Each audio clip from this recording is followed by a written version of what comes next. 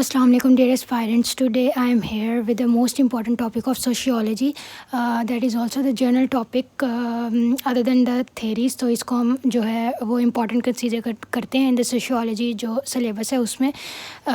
That important topic is social institutions. इस social institution के topic में हम social institution in general देखेंगे कि what is social institution, और उसके बाद हम देखेंगे कि society में कौन से 5 मेजर social institutions होते हैं, उनके बारे में इन डिटेल हम बात करेंगे, उनके फंक्शंस देखेंगे, उनकी डेफिनेशन देखेंगे और उनके डिफरेंट एस्पेक्ट्स और टाइप्स हम देखेंगे.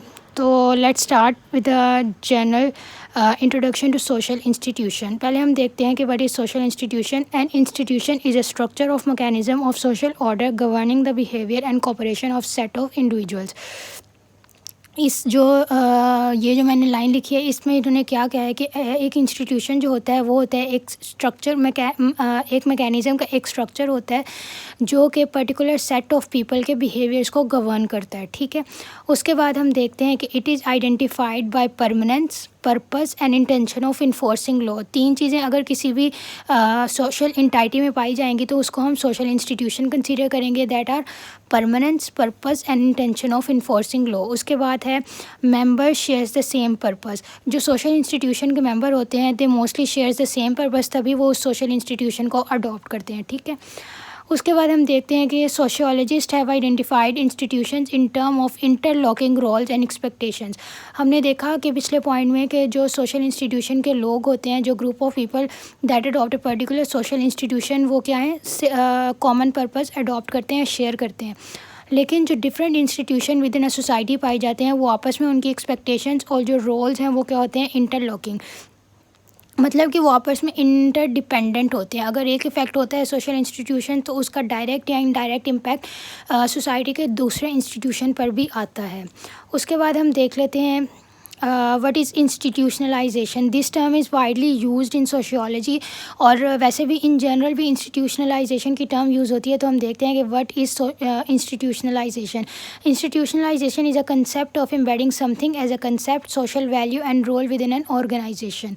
ओके, कुछ भी चीज़ जिसको हम within an organisation embed करें वो हम कंसीडर करेंगे दैट ऑर्गेनाइजेशन का सोशल वैल्यू, रोल या फिर एक पर्टिकुलर कंसेप्ट, तो उसको हम कहेंगे इंस्टीट्यूशनलाइजेशन. नाउ हमारे पास सोशल इंस्टीट्यूशन की कुछ फॉर्मल डेफिनेशंस हैं बाय सम सोशियोलॉजिस्ट, उनको हम देख लेते हैं. The first one is H.E. Barnes. ये क्या कहते हैं, एनी सोशल स्ट्रक्चर और mechanism through which human society organises, directs and executes multifarious human activities.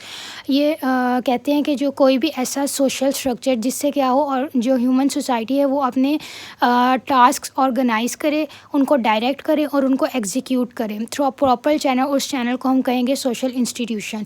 उसके बाद है मैक्लेवर एंड पेज. इनका कहना है इस्टेब्लिश्ड फॉर्म्स और कंडीशंस ऑफ अ प्रोसीजर. एक पर्टिकुलर प्रोसीजर के जो कि इस्टेब्लिश्ड फॉर्म और कंडीशंस होंगे उनको हम कहेंगे सोशल इंस्टीट्यूशन. नेक्स्ट है हमारे पास tendency of social institution.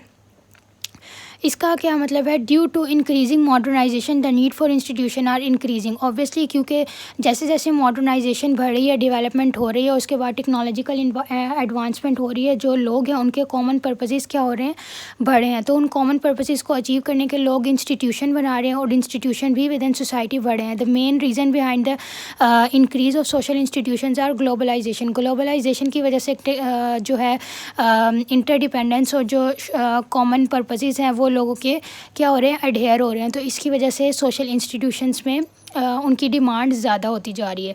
Next हम देखते हैं genesis of social institutions. Genesis of social institution है patterns of behaviour grouped around the central needs of humans. ठीक है, family plays a central role. Okay, more behaviour become pattern, more chances of survival. ये Darwinism का concept है, यहाँ पे use हुआ है. Next is continuity of institutions are assured by rituals. That's obvious. उसके बाद है central aspect is the function they perform and the pattern they adopt to carry out that function. ठीक है, उसके बाद है cultural values are embodied in their institutions. ये जो जेनेसिस है that are enlisted by Merrill. ठीक है, नेक्स्ट जो फर्स्ट हमारे पास सोशल इंस्टीट्यूशन है दैट इज़ फैमिली.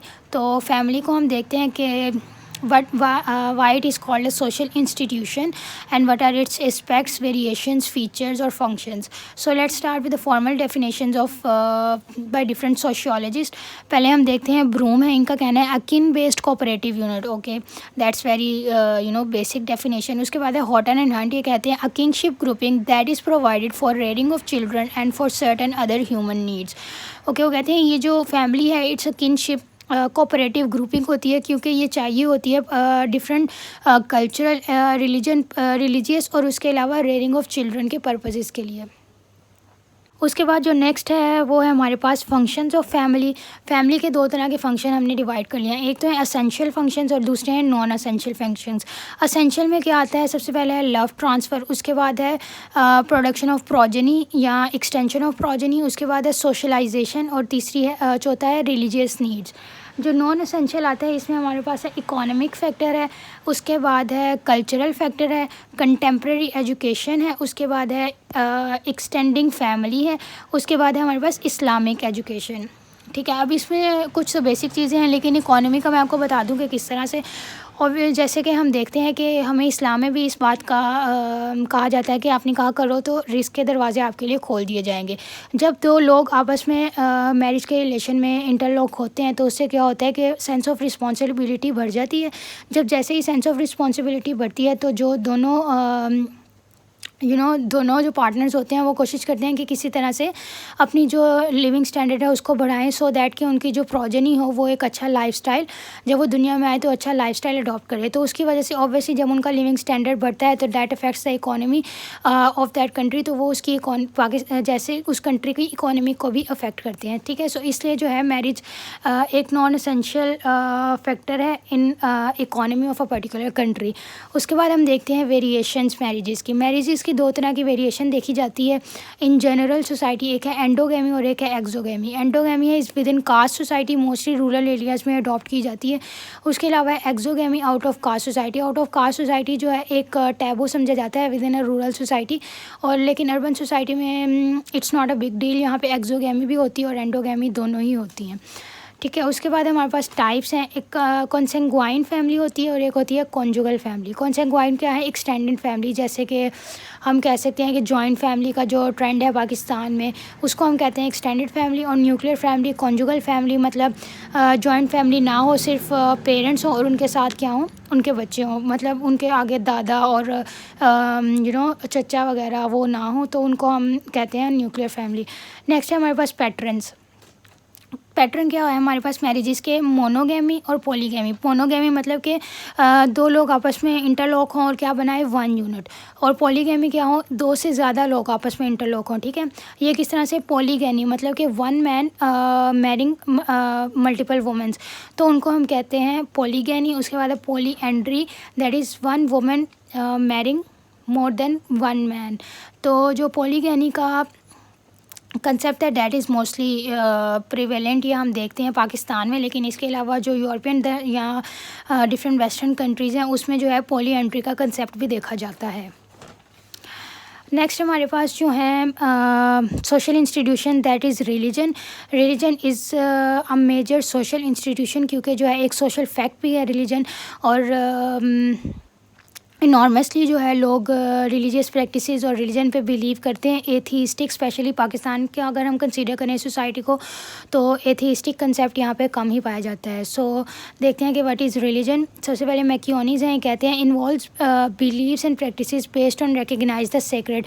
वो बिलीव्स और प्रैक्टिसेस जिनको हम सेक्रेड समझते हैं वो हमारे क्या है, रिलीजन है. उसके बाद हमारे पास हॉटन एंड हंट की डेफिनेशन है, system of beliefs and practices which are standardised, formalised and viewed by all the society members as true and necessary. ये भी बात ठीक है कि वो फॉर्मलाइज होते हैं, स्टैंडर्डाइज होते हैं. उसके अलावा जो सारे सोसाइटी के मेंबर होते हैं, those are believing in a particular religion, वो उसको क्या समझते हैं, नेसेसरी एंड ट्रू. उसके बाद हम देखते हैं फंक्शंस क्या हैं. By the Durkheim theory of religion, इन्होंने क्या है, 3 फंक्शन बताए हैं डरखाइम ने. वन इज़ कोहेजन, क्या होता है, पर्टिकुलर पीपल जो हैं रिलीजन के, वो एक कोहेसिव फोर्स उनको इंटैक्ट करके रखती है. ठीक है, जैसे कि हम देखते हैं इस्लाम में इस्लामिक पैनिज़म का कंसेप्ट है, तो वो क्या है, कोहेजन ही है on the basis of religion. उसके अलावा क्या है, सोशल कंट्रोल लेके आता है रिलीजन ज़िंदगी में। ऑब्वियसली वैल्यूज़ हैं, बिलीव्स हैं, जैसे हमें इस्लाम में डिफरेंट टैबूज़ बताए गए हैं कि हमने उन हराम कामों की तरफ नहीं जाना और जो है हलाल को अडॉप्ट करना है। तो that's kind of social control. उसके बाद है गिव पर्पस, जो